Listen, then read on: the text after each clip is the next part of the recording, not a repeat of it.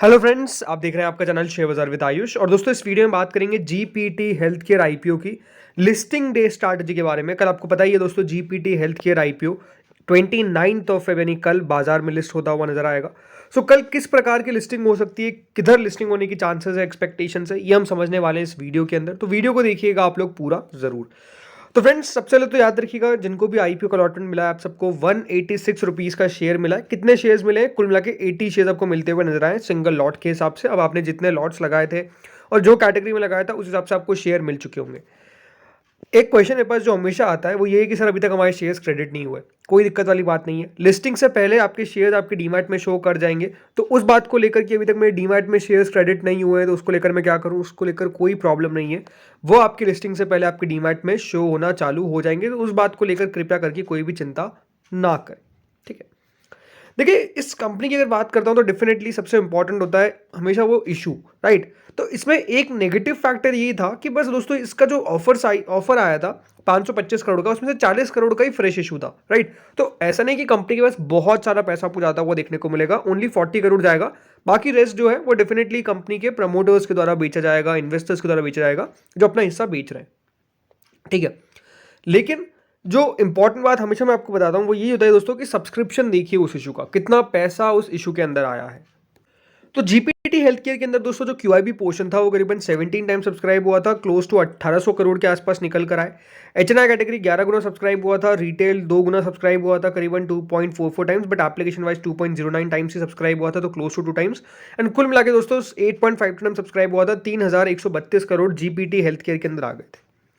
Subscription देखा जाए तो मैंने आपको पहले भी कहा था, सब्सक्रिप्शन मॉडरेट है, सब्सक्रिप्शन बहुत ज़्यादा नहीं है। सब्सक्रिप्शन को हम ओके ओके कह सकते हैं, अच्छा तो कतई नहीं कह सकते और बुरा भी नहीं कह सकते, बिकॉज कम से कम 17 गुना तो भरा है, ऑलमोस्ट 1800 करोड़ तो क्यूआईबीज ने लगाए हैं, राइट। तो ये दो बात तो इंपॉर्टेंट हो गई।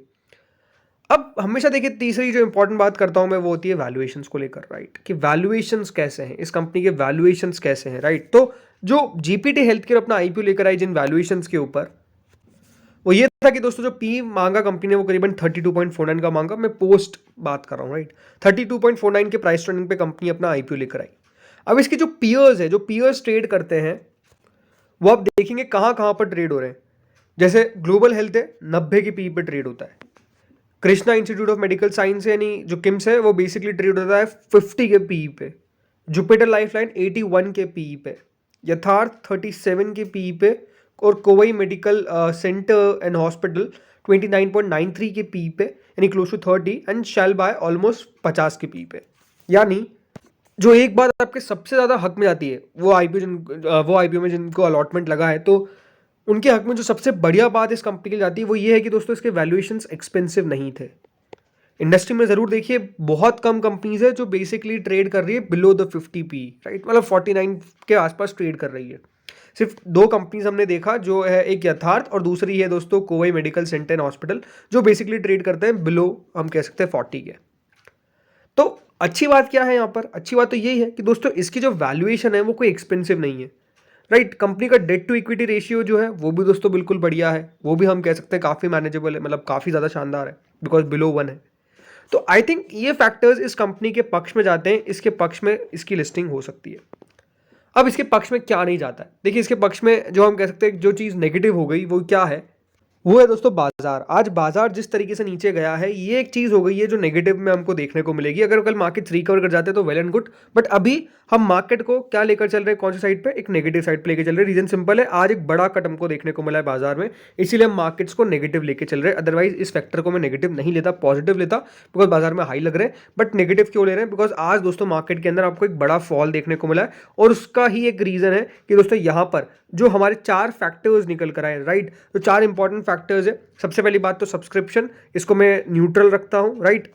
एन से हम डिनोट कर देते हैं उसको, न्यूट्रल। सेकंड दोस्तों यहाँ पर वैल्यूएशंस काफ़ी पॉजिटिव नजर आई, यानी एक अच्छा फैक्टर है। तीसरा है दोस्तों मार्केट हम कह सकते हैं यहाँ पर हमको न्यूट्रल देखने को मिल रहा है, राइट। तीसरी चीज़ तो यही है। और चौथी चीज़ जो दोस्तों फैक्टर है वो है दोस्तों आज की रीसेंट लिस्टिंग। आज की लिस्टिंग अच्छी हुई है, ये एक पॉजिटिव सेंटिमेंट है, बिकॉज देखिए आईपीओ जब लिस्ट होते हैं तो वो देखते हैं कि हाँ किस तरीके से बाकी आईपीओ भी लिस्ट हो रहे हैं। राइट। तो दो फैक्टर्स हमारे लिए नेगेटिव है और दो फैक्टर्स ही पॉजिटिव है। तो ये एक हमारा सेंटिमेंट निकल कर आता है कि हमारा सेंटिमेंट अभी क्या हमको देखने को मिल रहा है, सेंटिमेंट इज न्यूट्रल, यानी ना ज़्यादा अच्छा ना ज़्यादा बुरा। ठीक है, अब लिस्टिंग कैसी हो सकती है, चलिए इसके ऊपर आपको बताता हूँ। तो इसके लिए ग्रे मार्केट समझते हैं। देखिए आज बाजार गिरा लेकिन इसकी ग्रे मार्केट पर ज़्यादा असर नहीं पड़ा है, ये एक अच्छी बात है। करंट ग्रे मार्केट जो है वो क्लोज टू 9% के आसपास चल रही है, यानी 9% के आसपास की लिस्टिंग इनकी एक्सपेक्टेशंस है। कहीं जगह पे ये भी सुनने में आ रहा है मेरा कि 20 रुपीज़ भी इसकी ग्रे मार्केट चली गई है, तो मोटा मोटी 10% इसकी ग्रे मार्केट अभी चल रही है।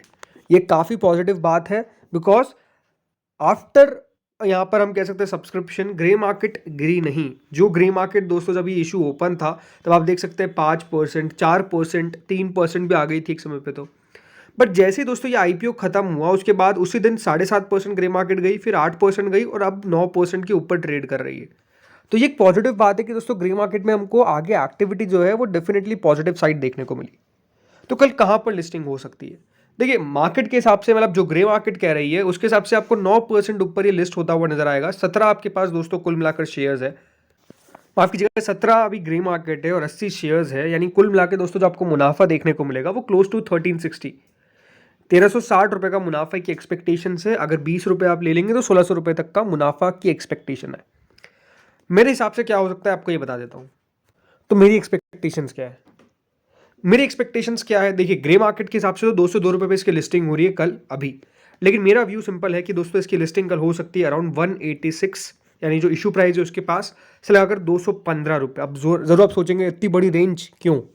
देखिए आज मार्केट में जिस तरीके की गिरावट देखने को मिली और स्पेसिफिकली जिस तरीके से स्मॉल कैप और मिड कैप की पिटाई हुई है, ये एक नेगेटिव सेंटीमेंट क्रिएट करता है आईपीओस के लिए। बिकॉज आईपीओस कौन से हैं? Basically small cap mid caps, यही आईपीओ आते हैं, राइट। कोई लार्ज कैप आपने आईपीओ सुना ही नहीं होगा, बहुत कम आते भी है। तो ज़रूर देखिए यहाँ पर, क्योंकि एक small cap mid cap company है, तो स्मॉल कैप मिड कैप का थोड़ा सा अभी जो मूड माहौल है वो हमको खराब चलता हुआ देखने को मिल रहा है, क्योंकि आज पिटाई सबसे ज़्यादा उनकी हमको देखने को मिली एंड मार्केट्स भी गिरा साथ में, तो वहाँ पर भी हमको व्यू थोड़ा सा नेगेटिव है। लेकिन अगर कल मार्केट रिकवर कर जाता है तो जिस तरीके से दोस्तों आज जुनिपर होटल्स की लिस्टिंग हुई और उसके बाद जो बाइंग हमको देखने को मिली, ये एक सेंटीमेंट अच्छा क्रिएट करता है। इसके लिए तो देखिए पक्ष में बात क्या है कि वैल्यूएशन सही है, कंपनी के फाइनेंशियल्स अच्छे देखने को मिलते हैं, कंपनी के जो की इंडिकेटर्स है, भले वो डेट टू इक्विटी रेशियो हो, प्राइस टू बुक वैल्यू, वो सब बढ़िया है, वहाँ पर कोई भी इशू मुझे नजर नहीं आया। तो इसलिए मुझे लगता है कि एक पॉजिटिव असर आपको यहाँ पर देखने को मिल सकता है। इसीलिए 215 तक भी लिस्ट हो जाए तो कोई बहुत बड़ी बात नहीं है। जी हाँ, बिल्कुल कोई बहुत बड़ी बात नहीं है, यानी ये हो सकता है कि क्लोज टू आपको 29-30 रुपये ऊपर भी लिस्ट होता हुआ नजर आए, यानी आपका जो मुनाफा है वो मैक्स टू मैक्स देखिए इतना ही जाएगा। मेरे हिसाब से इसकी लिस्टिंग डिस्काउंट में नहीं होनी चाहिए। अगर कल मान लीजिए बाजार शुरुआत में 100-200 पॉइंट गिरी जाता है तो फिर मैं नहीं कह सकता कि इसके डिस्काउंट में भी हो सकता है कि लिस्टिंग हो जाए, लेकिन अगर मार्केट ने साथ दे दिया तो फिर डिस्काउंट में तो ये लिस्ट नहीं होगा, एटलीस्ट एट पार, यानी जो इसका इशू प्राइस है उस पर, या फिर उससे और ऊपर 215 से ऊपर लिस्टिंग होने की एक्सपेक्टेशंस मेरी नहीं है। क्या फॉलो अप बाइंग आ सकती है? आ सकती है, बट मेरा मानना ये रहता है कि दोस्तों फॉलो अप बाइंग हम उन्हीं के अंदर करें जहाँ पर हमारे पास ज़्यादा उसको लेकर देखिए यहाँ पे चीज़ें हो, जैसे कि कंपनी के फाइनेंशियल्स हो, वो सब हो, उसके बाद चाहे तो आप वेट बाय कर सकते हैं। लेकिन हाँ, मेरा कोई भी व्यू नहीं है बाइंग के ऊपर या फिर सेलिंग के ऊपर, वो आप अपने फाइनेंशियल एडवाइजर से कंसल्ट करके करें। लेकिन हाँ, मेरे हिसाब से लिस्टिंग यहाँ पर होगी, जो लोग बाय करना चाहते हैं ज़्यादा बेटर, मेरे हिसाब से देखिए ओपिनियन मेरा यही है कि आप वेट करिए कंपनी के नंबर्स आने का, उसके बाद जाकर कोई डिसीजन लीजिए। हो सकता है कि स्टॉक उससे पहले काफ़ी भाग जाए, बट अगर हमारे पास जब देखिए पूरा डेटा नहीं है, सारा डेटा नहीं है, तो हम कैसे कह सकते हैं कि हाँ यहाँ पर बाइंग करनी चाहिए फिर सेलिंग करनी चाहिए। तो फ्रेंड्स इस वीडियो में इतना ही था। बाकी हाँ, जिनके पास भी आए एक बात ध्यान रखिएगा, हमेशा 5% का स्टॉप लॉस इंपॉर्टेंट है ताकि आपका पैसा सेफ रहे। हाँ ये ज़रूर है कि 5% पे लिस्टिंग होती है, तो आपका व्यू क्या है, बिकॉज इसमें